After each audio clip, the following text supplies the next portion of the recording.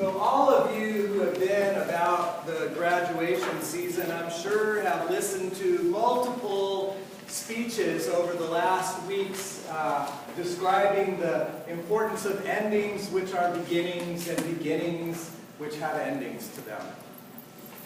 It's the season for that kind of conversation and reflection about transitions in life, because graduation is a season of huge transitions. Huge transitions. The ending of many years in school for many young people. The beginning of a new season of perhaps graduate education, perhaps beginning the season of work or family life in a person's personal development.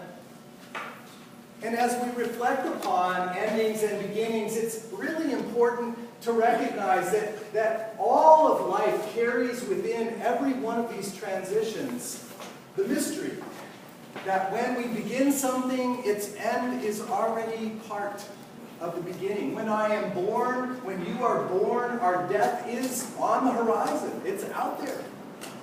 But even our dying, according to our faith, opens the door to a new beginning.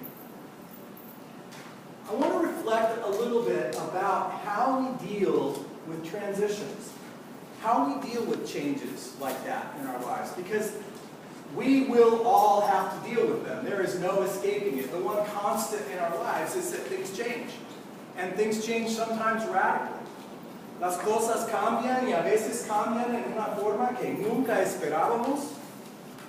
Cambian en una forma brusca o a veces cambian en una forma lenta y despacio. But however those changes come, they come. And they are unavoidable. You cannot escape them. So how then will we face the changes that come our way? How will we deal with the changes that come our way? Those of you who are finishing school are ending a period of growing and learning and relationships, many of which you believe will be with you for a long time, maybe most of your lives. And for some of you, that may be true. When I graduated from high school, I thought that the friends I had were going to be my friends for the rest of my life. Well, I ended up moving to San Antonio, and I am almost completely disconnected from all of the people I grew up with in high school. I have only within the last few years reconnected through Facebook, thanks be to God, with some of the friends that I had in high school. And one of them who I used to ride to school with every day, but who I had not had any contact with for over 30 years, discovered through my post about John Knox Ranch that we needed resources to help rebuild John Knox Ranch, and he happens to sit on the board of a Bank of America trust fund that could give donations to John Knox Ranch. And so presto, out of the blue, a connection from years and years ago is now giving some resources to something I care about here today. It's impossible to know how long you'll stay connected to the folks that you're with. Impossible. Because there's so much ahead of you that you have no way of being able to predict. But that's not just true for you guys. That's true for all of us. The relationships that we have at any point in our lives may be relationships that endure forever, but they may be relationships that come to an end eventually, perhaps even sooner than we anticipate. How we handle those transitions in our lives is really something we have a lot of control over. It is something that we can choose to deal with in essentially one of three ways. We can try to hold on to what has been because we don't want it to change, and we want to hold on to it forever and keep it the way it always has been. Or we can be afraid of what might happen in the future and look to the future with this kind of trembling uncertainty about what could come. And not knowing what it may be, we are afraid to step into it. We sometimes deal with change in that way. But it's also possible to look at change from a place of anticipation. A place of anticipation that trusts that the same God who has been with you in the past is the same God who will walk with you into the future. And the text that we have before us today, a text from Jeremiah, is a text written, it was a letter, literally, written by Jeremiah to members of his community in Jerusalem who had been taken away by the conquering army far off to the land of Babylon. It begins the period in Israel's history that's called the exile. But it began with a very, very painful loss. The Babylonian army, the largest and most powerful nation of that region at the time, came swooping into Israel and destroyed their army, destroyed their temple, destroyed everything that they had held sacred. Para los israelitas, el templo era el lugar donde habitaba Dios. Era el lugar de la presencia de Dios, donde Dios vivía. Era la casa, verdaderamente la casa de Dios. Y la casa de su Dios fue destruido. God's house was utterly destroyed by the Babylonians. And Israel, at that moment, was in utter disarray. The royalty, the aristocracy, the learned leadership, the people who were the teachers and the scholars of their community, all of them had been taken away as slaves. Todo el mundo importante ha sido deportado.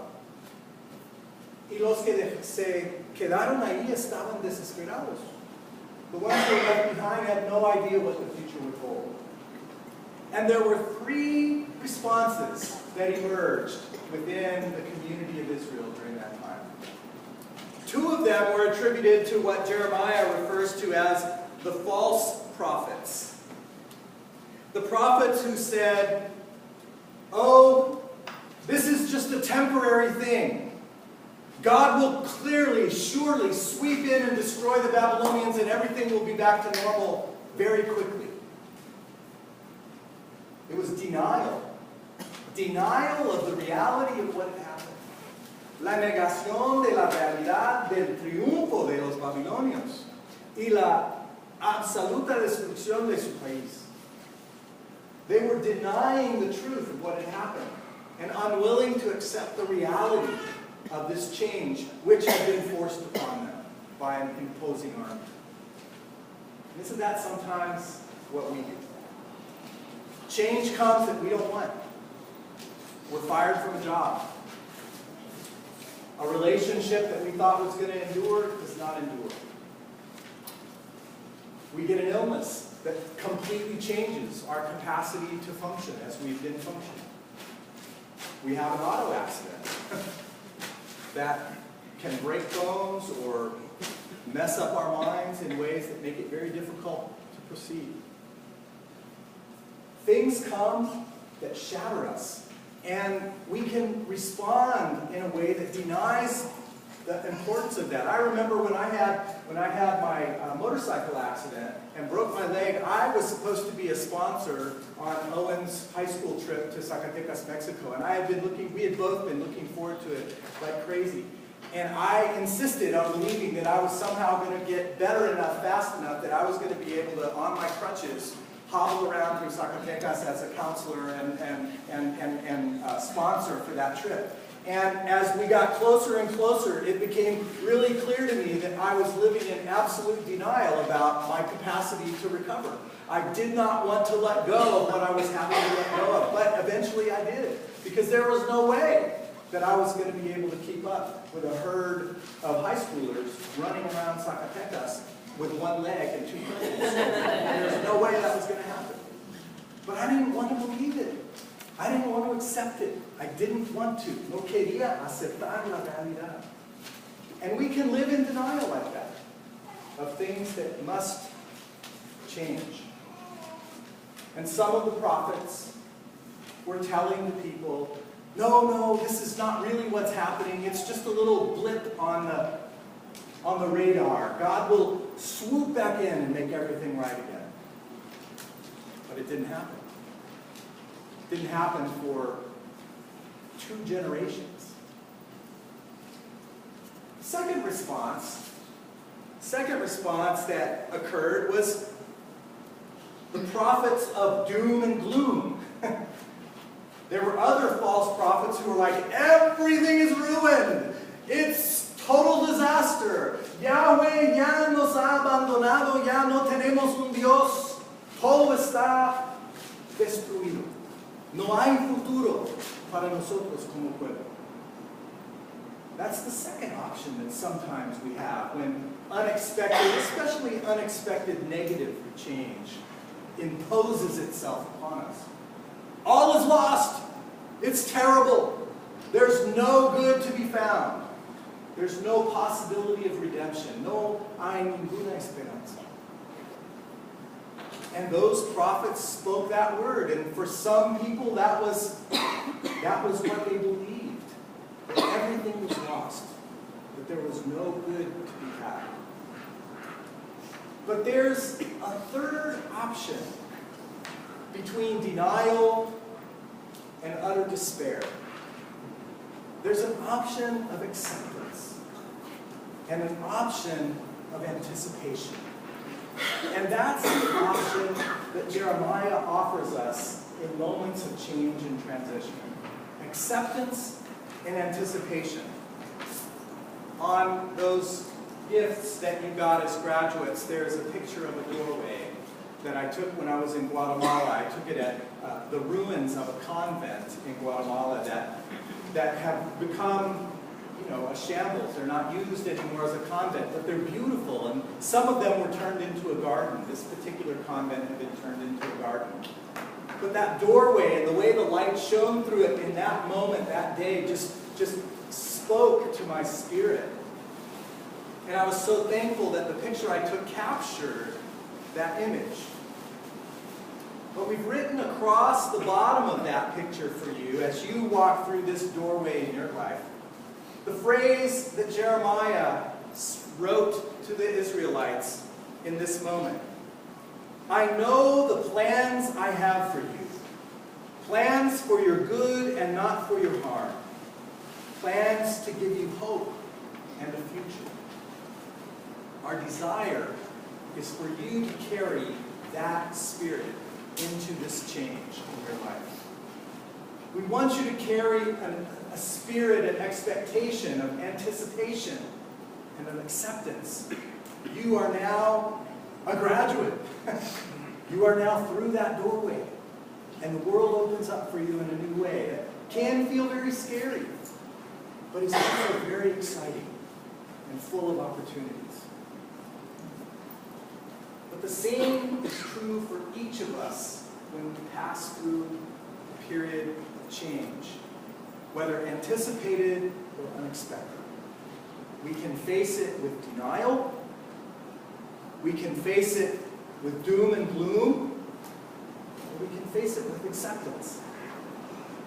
Jeremiah says to the people who have gone away into exile, you're not coming back anytime soon.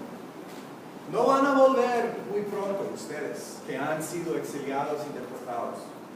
Va a ser 70 años hasta que Dios les hace volver.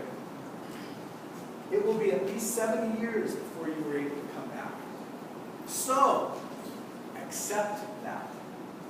But also walk through that door with anticipation. And so he says to them, build houses. Marry the people of that town. Plant gardens. Plant vineyards. Establish yourself in that new place. And you will discover that as you seek the good of that new community, the good of that community will be good for you. See the opportunity. Don't just see the pain and the struggle. Mira la oportunidad que Dios está abriendo para ustedes. No solamente la lucha y dificultad. Invierta su sudor, invierta su vida, invierta su persona en la nueva comunidad. Porque al bendecir esa comunidad, la comunidad te bendecirá también. Acceptance and investment in the present that you must now live is the key to experiencing change as a gift and not just as a curse. A curse that brings doom and gloom, or an unexpected new thing that you want to reject and deny is actually true. So, on the cusp of all this change, at the beginning of this new part of your life, graduates, and others here who may be going through different doorways. Doorways of illness, doorways of job transition, doorways of relational transition. En todos estos cambios, Dios te ofrece una invitación para aceptar, invertir en el momento presente que te ha dado. Porque allí hay algo que puede todavía florecer.